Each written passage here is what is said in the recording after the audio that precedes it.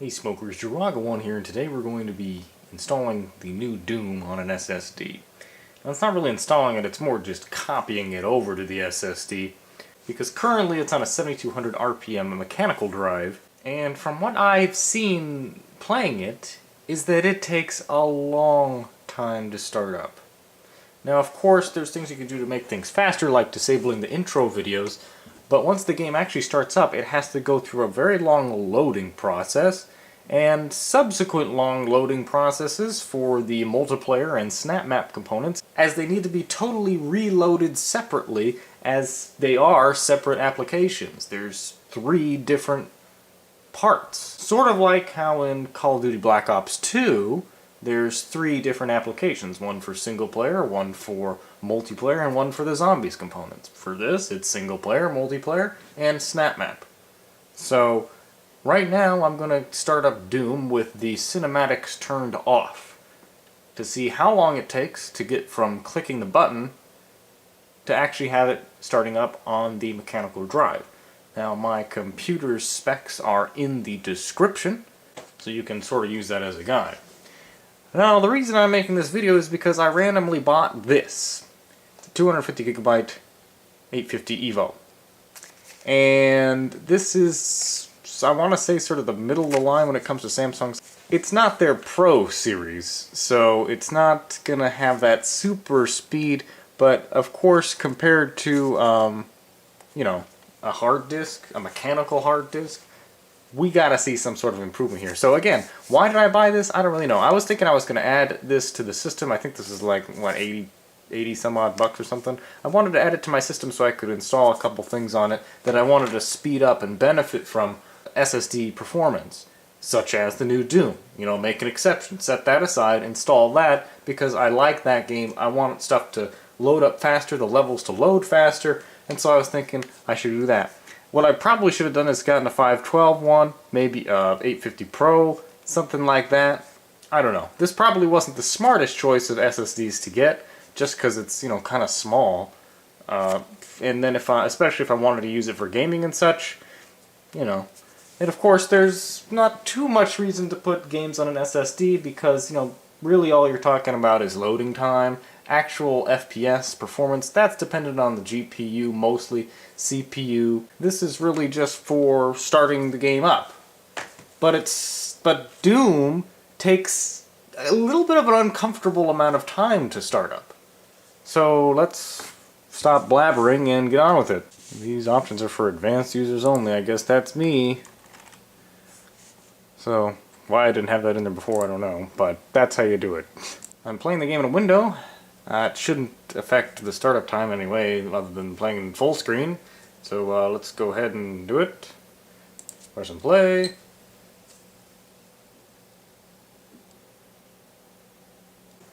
Okay, so it's got a little loading thing at the top here. Now we're in. So that took 42 seconds. Oh, that's kind of like it then. It took 42 seconds to get to this point. Bam. Okay, roughly. So now we're going to start campaign. And I'm pretty sure it should have already started that up. So we can go right into campaign, and we're there. I did a little cut there because if I mouse over one of the game slots, it does show spoilers. I know the game's been out for a little while, and if you haven't beat the game by now, you probably should have, but if you still don't want spoilers and you haven't gotten that far, I have, you know, edited that. So at this point, the real meat of the loading comes in when you gotta switch over the multiplayer component. So that was 42 seconds. I did chop that up editing wise just because my camera sort of went out of focus. I'm not using my screen recording software because I'm gonna get to some hardware looking at stuff. I'm going to install this. So let's try and switch over to multiplayer, and let me click that. You're about to restart Doom in multiplayer mode. Accept. So there's the meat of the loading right there when it's loading up the multiplayer. And we're loaded in. 39 seconds. Now it might have varying levels of performance on better processors. I have an i7-2600K, not overclocked, just at 3.4 gigahertz. If somebody has something faster than that, that may load it up faster, even though it's loading up off of mechanical drive. It may still deal with the data faster once it's loaded. So that's the main thing there. And then if we're switching back to campaign again,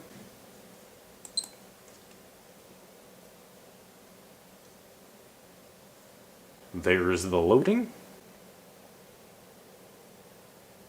Loading again in the corner. And it was about 42 seconds. Again, it went right to the campaign and then showed the spoiler thing again, so that was kind of annoying. So let's go ahead and see how long it takes to actually load up the first level. Oh, actually I forgot to start it. Fuck.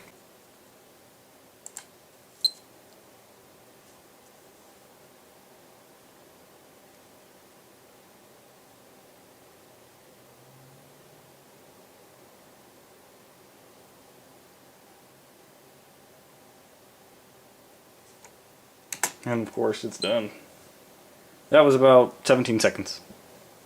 So now we have a set of data, and basically what that's going to tell us is how long it takes to load the game up, load the other component, load a level.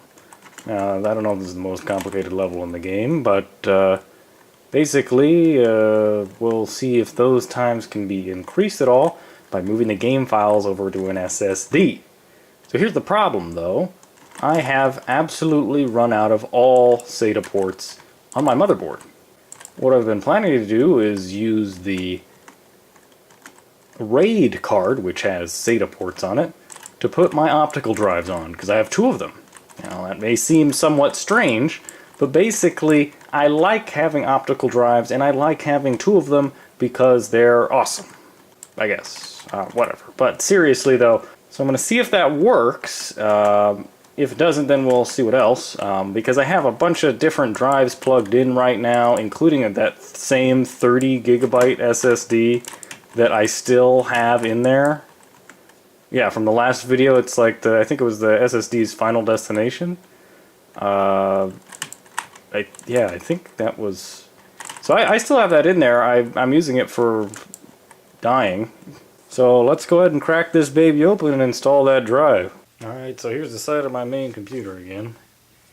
So I got the SATA RAID card and the SSD ready to go. So I'll unbox that and we'll open this up. I believe I have an extra PCI slot in there. Yeah, I do. So this is really just going to be the hookup for my optical drives. Running the wires around is probably going to suck, but that's okay. Let's take a look. Alright, so there's the PCI slot, and you can see that pretty much every other slot is used up by something else. We got my graphics card up here. We've got the analog capture card that I don't even really use anymore. Right there, that silver thing right there. That's my current AverMedia capture card that I probably use a lot less than I should. And then, of course, we have a PCI slot and a second PCI Express slot that haven't quite found a use for yet. So let's see if this will have a nice new home. And of course, doesn't have any ports on the back. It's only got ports on the inside. Chip. Now ideally I should take this whole thing outside and dust it out, but I'm kind of lazy. Alright, took a little bit of wiggling around, but I got it in there. Screw this back in. Now this is where things get messy. Now, the cables run behind this, so I'd be on the other side that I'd see things. The problem is, I don't know which cable's which. Some of them are red, some of them are black. The only way we can know is to look at the other side. I'll go ahead and do that for you and then try to figure out which is the right cable that need to be fed to the RAID card. So as hard as it is to see, this right here is the top optical drive and this here is the lower optical drive. Something else you may also not be seeing. Here's another complication though. See the white well, there's two blue here, and then there's a white one there.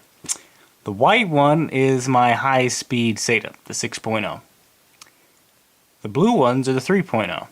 That's right, I don't have all kinds of SATA ports to throw at all these SSDs. Only those are the fastest ones. So I didn't really even think about this until I got in here, is that what's probably going to happen is I'll have to get some sort of PCI Express SATA 6 card just so I can have more SATA 6 ports, because what's going to happen is I'm going to have to put my main mechanical hard disk, the 7200 RPM that Doom's installed onto now, onto one of the SATA III ports, slowing it down even more. So that means the rest of my games will suffer, while Doom and any other VIP games I put on the SSD are going to just shine. So it's going to be like a disproportionate amount of performance. I guess I can see how it goes for a while, but I don't really like the idea of putting my main hard disk onto SATA III. So I guess I'll just start unplugging this. That's optical drive 1, optical drive 2. Now I hope the RAID card doesn't hate me for using an optical drive when it's expecting hard drives. That could be a major pitfall. This is also going to slow down my boot time, because it's going to show an on-screen notification that I'm using the RAID card, and it's trying to detect drive. Could I put a RAID stripe across 3 different CD-ROMs? That would be cool. It'd be faster than one CD-ROM drive, but actually setting up the RAID would be a nightmare. So it looks like the SATA cables are going to reach. There's one, and here's 2.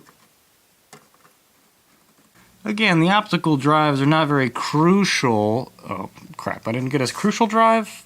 Damn it, to this operation. Okay, so technically this is actually going to free up one extra SATA port on board for whatever else weird things I want to do. So this one I'm taking out here. I don't know if you can really see it. Taking the main hard disk, 7200 RPM, moving it to SATA III.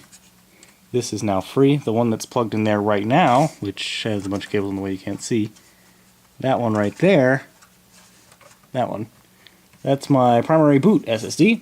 And what's about to be coming through in a second, that right there, is going to be what our fresh SSD is going to plug into. I'll feed this through here, and it's in. Again, sorry for the lack of visual clearance. There's just not a lot of room to... Well, there's a lot of room. This is a pretty big case, but not a lot of... It's not very easy to film. So here's something else I didn't even think about. How am I going to power this damn thing? Like, I have all these SATA powers used up. The only extra ones I have are right here. And those are going to the optical drives. This is going to be tricky. I could just leave one of the SSDs just kind of hanging here and wrap it in electrical tape. The one I'm speaking of course, is this one. Yeah, that one we installed in the last video. I'm really divided on how I want to have my SSDs set up. I mean, this thing doesn't perform faster than what SATA III speeds. So what I'm probably going to have to do is shift this to here, this to here, this to here, and then have the SSD, our new SSD, down here. And I'll have this guy hanging here, or I could push it inside on the other side, have this hanging next to the optical drives, and that's definitely a possibility. A lot of brainstorming we can do here. I'm going to go ahead and shove that through there. Alright, so this looks like it could work pretty well. I have SATA power here, SATA connector there. This is our 30 gig SSD, and it's plugged in. And it's just hanging there. It's just hanging out. No need to put any electrical tape around it because it's floating free. It's not going to touch anything. So now we need to move this connector down one, down one, down one. So that I just unplugged my video drive. That's the main hard drive. That's the boot SSD. Hopefully this can shift. Main SSD plugged in. Main hard disk. Secondary hard disk. So finally, let's go ahead and open this. I've never owned a Samsung SSD before, but that's what it looks like. Pretty simple. It's not even in an anti-static bag. It's just sitting in there. Really easy to grab it and get going. Feels a lot less like McDonald's Happy Meal toy, because this has a metal housing, but it feels like it's just an empty metal housing because it's so light. The SanDisk one I had in the iMac G5 video and the MacBook video is made of plastic. The enclosure is plastic, so I do like that this is a better build quality, I suppose. So this right here is the cable. This is actually connected inside on the motherboard. There's that. And then this needs to connect to that once I shove it in there. Now I don't have a special bracket. It's just going to sit in there because I really don't care. There's a lot of excess SATA cable here, and I don't know what else to do with. It's the challenges of cable management. There we go. Think we're good here. Let's go ahead and plug that in. And maybe think about getting an SSD drive bracket. Maybe. Just so it's cleaner and doesn't rattle when I move it around, maybe. And then I got all this extra SATA cable now that I don't really know what to do with. I guess I'll just shove it all in there with everything else. Okay, well that's it. We've done everything. My only concern is that the RAID card is not going to want to use the optical drive. Manual and software? It's an SSD, what am I going to do with it? So there we go, that's everything where it should be.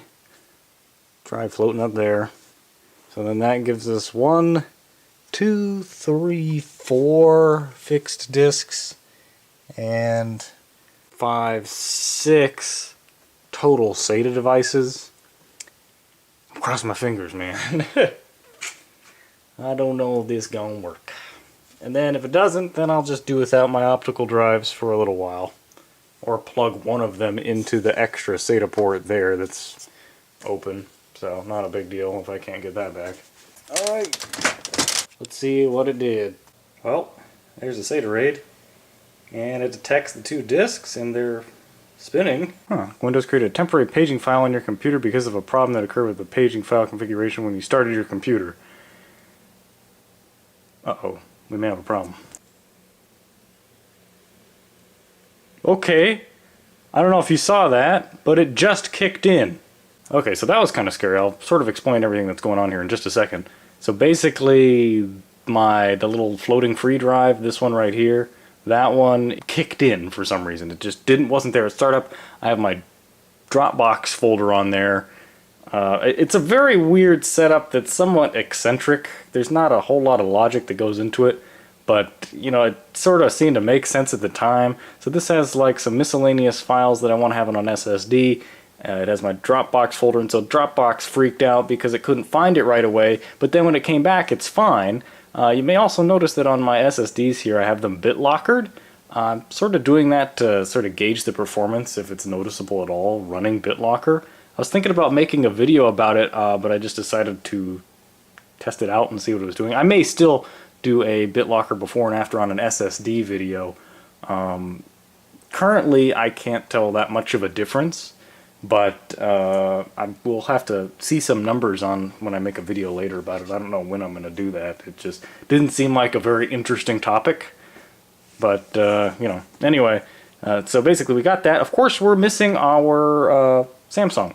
That's because it hasn't been initialized yet. So let's go ahead and run disk management. So initialize disk. This is going to be the SSD here. And initialize it. For some reason it thinks it's 450 megabytes when it isn't. No, there it is, 250 gig. So I can make a master boot record or GPT. I kind of want to make a GPT because I don't like master boot record because it can only go up to 2 terabytes. But then again, if I ever want to use it with anything else, let's go GUID partition table just to keep with the future. Currently it says it's 250 gig. It's a new simple volume. I don't have any other 250 gig drives on here. We're not going to have another Windows 7 incident, hopefully, because that would be a very, very more catastrophic if I wiped any of these drives. I do run backups, so if anybody's curious about whether or not I'm taking care of my data, I certainly am. I think some of you know that from the GTX 970 video, because I had to restore from a backup during the video, so that was kind of annoying. So let me just look over this real quick. There's our 30 gig volume, there's our 1 terabyte, there's our Hot Wheels, there's our system reserved, there's our boot SSD, there's our external. So this is the only 250 gig drive in the system. There's that. Assign the drive letter. I want to make it X because I've been having some drive letter conflict issues. I want it to be way down the chain. Format this drive. We want the volume label to be Samsung SSD. I don't know what else to call it. So let's take a look right here. We got like 1 billion drives in this thing right now. Oh my god. So we got Samsung SSD right there. Extra SSD. That's where my videos go. That's where the games go. And some extra crap. And that's the boot volume. So this is Samsung SSD. So this is where our new Steam folder is going to go. So I'm going to let Steam create a new Steam folder on there and download something simple like, I don't know, Half-Life 2 Deathmatch. Lo and behold, Half-Life 2 Deathmatch is not installed for some reason, and neither is Half-Life 2. What the hell? Alright, so let's go ahead and install this. Got like 1 million places we could put it. Right now, most of my Steam games are under D. Create a new Steam library on X. And we're gonna, I guess, go ahead and select that. No shit. Let's try it again. Sorry, I'm using the camera to navigate what I'm doing. I'm not actually looking at the screen. I'm just looking at the camera. New folder. Steam apps. There we go. Select. So it's 2 gigs. It's going to download it in Steam apps. So now we got a folder right here called Steam apps. In it, we have more Steam apps. Great. And downloading. Okay, they sort of changed the way this works. So eventually we'll have Half-Life 2 in there, and then we'll see what that looks like when we get it. Okay, so now comes the time to trick Steam. So here we are, Half-Life 2 Deathmatch. That's our Half-Life 2 Deathmatch folder. So this is where we want Doom to be, right next to this in the common folder. Okay, so here is our 51 gigabyte Doom folder. I'm going to go ahead and quit Steam and move it over. Hopefully all the files survive, or I'm going to have to download this all over again. So I'm going to not copy. We're going to move. Kind of risky. We're going to use Terracopy, because Terracopy is supposedly faster. Now we're going to be going from SATA... Ooh, that's a pretty good speed, I guess. We're going from SATA... We're capped out, I think, at SATA III speeds. So it's going to take a little bit of time here. We can look at the file. Oh, Jesus. So yeah, it's going to take a little bit of time. It's going about 100 megabytes a second. So that should be pretty fast. And then what's going to happen is I'm going to restart Steam. It's going to say, what happened to Doom? Oh, it's not installed anymore. And then I'll have it reinstall on the X drive, or our Samsung SSD. So Doom is there, 51.2 gigs. Some files are read-only in there. Okay, so let's go ahead and restart Steam and see what it says. Okay, so as expected, it thinks that Doom's still installed in the old location, but when I click Browse Local Files, it just doesn't do anything because there's nothing there. So I need to delete all content from this game, If this deletes my save games, I'm gonna be sad. So now I'll reinstall it, but we want to install it under X. Discovering existing files for Doom. This is the important part. It's going to now go over and verify all 52 gigs, so that'll be fun. Steam is now downloading Doom. Hope not. Oh good. Ready to play. So it's probably going to want to do a first time setup or something, so the first startup might not be accurate, but let's go ahead and see if the SSD can even make up for that. Click and play.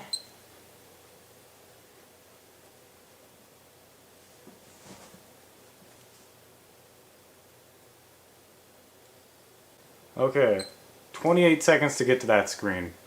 I think it was 40 before. So honestly, if that's not, if that's cutting it in half, sort of, I'll have a breakdown of all the times, because I didn't exactly write them down, I just have them in the recording. So let's switch over to multiplayer again. That was 28 seconds.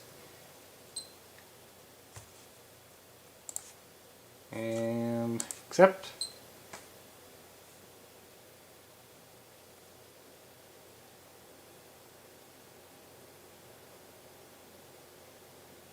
I'm no longer hearing any hard disk churning, because there's no hard disk to churn anymore.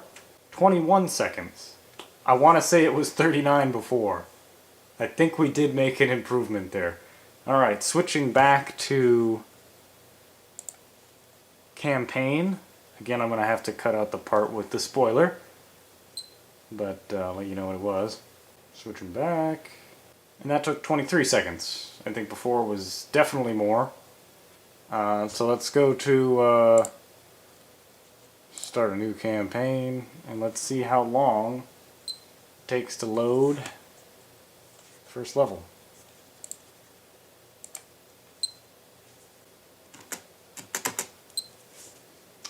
"13 seconds. I think before it was definitely less. So yeah, that's pretty much it. It's working now, so that's good. So let's go ahead and take a little look at some of the information about our new SSD. So I went to go restart my computer to see if it would bring up the other disk fast, and I don't know if some of you noticed it. I didn't notice it the first time, but I inadvertently connected the little 30 gig SSD, the free floater, to the RAID card. And I mean, it worked, but it's not where it's supposed to be. So I have to go back in there, switch the cables around, and put it in the right place, and then we'll see what our situation is with the new SSD. We'll take a look at crystal disk info. Okay, good. They're both DVD drives now. Jeez.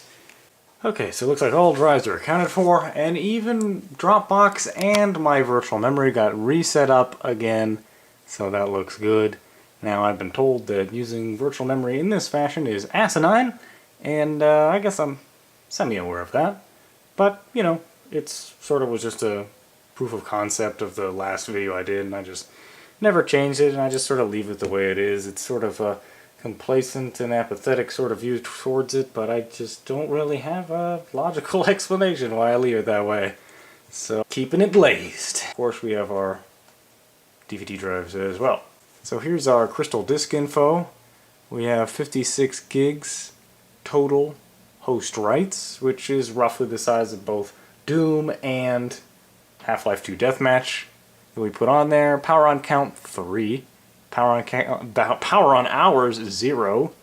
So this is fresh, and as you can see, we're in SATA 600 mode, the fastest it'll go. Same goes for my current SSD, which is my boot volume. As you can see, it's been through a lot more than this one has, and this is now what my main hard drive that has all my games and stuff has been delegated to SATA 300 mode. Hope I don't run into any problems by having it slow down like that. And this one is advising caution because it has one reallocated sector. It's been that way for several months. I'm keeping my eye on it. Should be fine. And then of course this is the SSD that I have in there. It's got 493 gigs.